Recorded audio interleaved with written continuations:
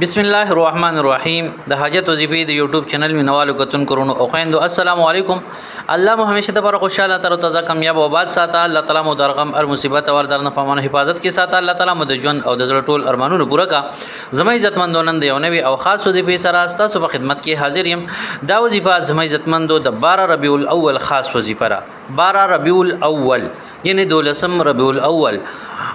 تقریبا هر مسلمان ته پته را چې 12 ربیع الاول هغه ورځ ده چې په دې باندې د رسول الله صلی الله علیه وسلم وفات شوه دی او دغه شانتي په دې ورځ باندې د رسول الله صلی الله علیه وسلم پیدایش شوه دی. بهرحال اختلاف په دې کې موجود دی لیکن په غټه سطح باندې د تمام مسلمانانو عقیده دار چې په 12 ربیع الاول باندې د رسول الله صلی الله علیه وسلم ولادت شوه دی.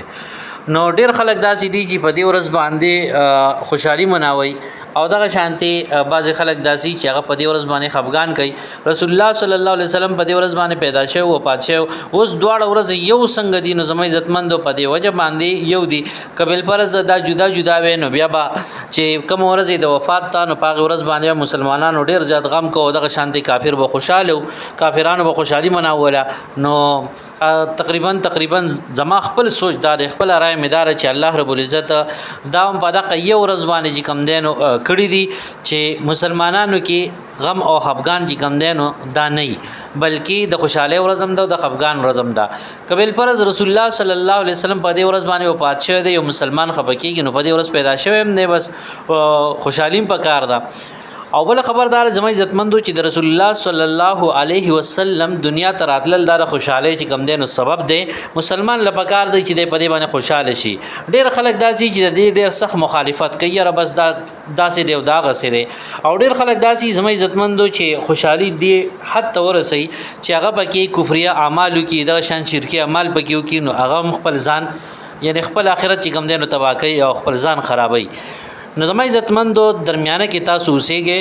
چې د رسول الله صلی الله علیه وسلم په پیدایش باندې د خوشاله اظهار تاسو کې او دغه شانتي دغه خرافات نه ځانو ساتي. کوم خرافات چې خلکو رضانه جوړ کړی دي نو په دې ورځ باندې خوشحالي پکار ده. شیطان په دې ورځ باندې خپاو نو بس چې څوک خپکیږي او شل پیری دي چې دینو خپشي. موږ د رسول الله صلی الله علیه وسلم په راتلو باندې دنیا ته خوشاله یو بس په دې ورځ باندې راغلي دي. او بل خبردار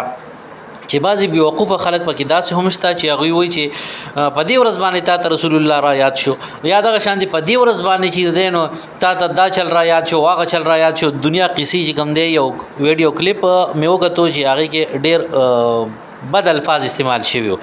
نو هغه ظالم په دې خبره باندې نه پويږي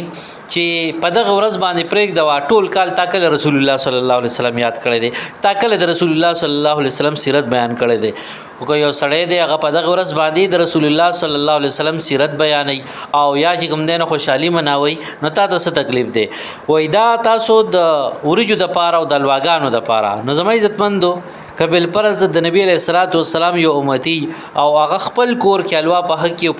په خپل مخري په خپل بچي مخري او دغه شانتي په بل مسلمان مخري نو په دې کې څه تکلیف دی که په دغه ورځ باندې خوري که په بل ورځ باندې خوري خرچه خو خپل کوي. که ستاره کور ناراضي نو بیا باغی باندې چې کوم دې ته اعتراض کوي یار زما د کور نه الوا درځي زما د کور نه وريجي درځي نو بیا خیر دی. نو چې ستا د کور نه ناراضي او یو مسلمان په خپل باندې الوا په یا وريجي په یا خوشحالي چې کوم دې نو مناوي نو تاسو څه تکلیف دی. خدا راغه شیطان